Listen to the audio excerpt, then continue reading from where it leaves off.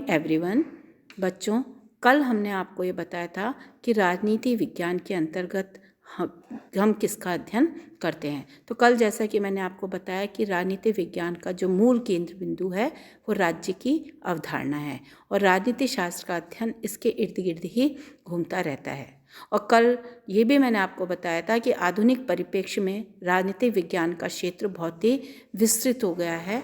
आज राजनीतिक विज्ञान की यदि परिभाषिक रूप में देखा जाए तो राजनीतिक तत्वों के साथ साथ गैर राजनीतिक तत्वों का अध्ययन भी राजनीति शास्त्र में किया जाता है। तो बच्चों, हम आज ये देखेंगे कि राजनीति शास्त्र का पहला स्वरूप कैसा था और बाद वाला कैसा है। तो ये मैं आपको एक आउटलाइन दे रही हूँ जो सिलेबस हम पढ़ेंगे डिटेल में कि कौन कौन से टॉपिक हम इस पेपर के अंतर्गत पढ़ेंगे। तो आज हम देखेंगे परंपरागत और आधुनिक दृष्टिकोण। तो जैसा कि आप 12th में भी पढ़कर आए होंगे कि राजनीति शास्त्र के संदर्भ में दो दृष्टिकोण दिखाई देते हैं, तो परंपरागत दृष्टिकोण और एक आधुनिक दृष्टिकोण। परंपरागत दृष्टिकोण 19वीं शताब्दी तक रहा और 19वीं शताब्दी के बाद जो दृष्टिकोण आया वो आधुनिक दृष्टिकोण आया। तो बच्चों, ये तो आपको पता ही होगा कि परंपरागत दृष्टिकोण जो है वो एक सीमित दृष्टिकोण था, जिसमें जितने जो परंपरागत राजनीति शास्त्री थे उन्होंने राजनीति शास्त्र को दर्शन से जोड़कर अध्ययन किया और पहले राजनीति शास्त्र दर्शन का ही एक भाग माना जाता था।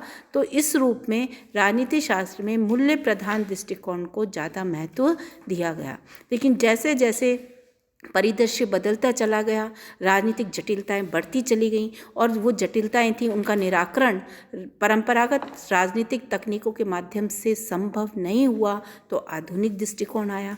आधुनिक दृष्टिकोण 20वीं शताब्दी में आया और आधुनिक दृष्टिकोण में जो राजनीति शास्त्री थे उनका अध्ययन करने का तरीका बदल गया। उन्होंने एक वैज्ञानिक दृष्टिकोण को उन्होंने अडॉप्ट किया। तकनीकी शिक्षा की उन्होंने बात करी, तकनीकों पे बहुत महत्व दिया। तो आधुनिक राजनीति विज्ञान में अध्ययन का क्षेत्र तथ्यात्मक हो गया, तथ्यों पे ज़्यादा बल दिया जाने लगा। तो हम परंपरागत शास्त्र और राजनीति शास्त्र, आधुनिक राजनीति शास्त्र, इन दोनों का अगर हम अंतर देखें तो बच्चों, पहला जो अंतर है वो यही दिखाई देता है कि परंपरागत दृष्टिकोण सीमित दृष्टिकोण था। दूसरा, परंपरागत दृष्टिकोण में केवल संस्थाओं का अध्ययन किया गया, राज्य का अध्ययन किया गया, मानव व्यवहार का अध्ययन नहीं किया गया। जबकि आधुनिक दृष्टिकोण में राजनीति शास्त्रियों ने सोचा कि जब तक हम मानव व्यवहार का अध्ययन नहीं करेंगे तब तक हम किसी भी समस्या का समाधान नहीं कर सकते। क्योंकि बच्चों, हम ये जानते हैं कि अरस्तु ने भी कहा है कि मनुष्य एक राजनीतिक और सामाजिक प्राणी है।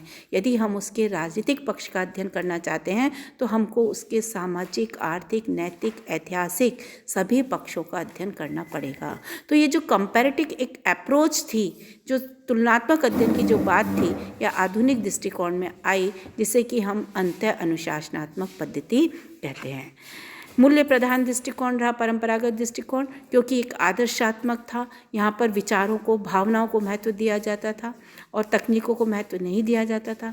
जबकि आधुनिक दृष्टिकोण तथ्य प्रधान रहा, तथ्यात्मक आधार पर समस्याओं का विश्लेषण करके और एक निष्कर्ष की ओर अग्रसर होना आधुनिक राजनीति शास्त्रियों का प्रमुख उद्देश्य था।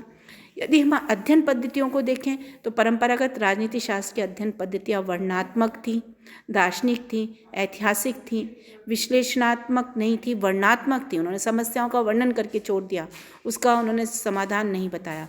जबकि आधुनिक राजनीति शास्त्र की जो पद्धतियाँ थी वो वैज्ञानिक थी, समस्या समाधानात्मक थी, अन्वेषणात्मक थी, पर्यवेक्षणात्मक थी। कई बार आपसे पूछ लिया जाता है कि परंपरागत दृष्टिकोण की पद्धतियाँ कौन कौन सी हैं और आधुनिक दृष्टिकोण की पद्धतियाँ कौन सी हैं। तो ये सारी जो छोटी छोटी जो प्रश्न हैं इनको आप अपने हिसाब से तैयार करके उसका आप जवाब दे सकते हैं और ये प्रश्न पत्र में पूछे भी जाते हैं।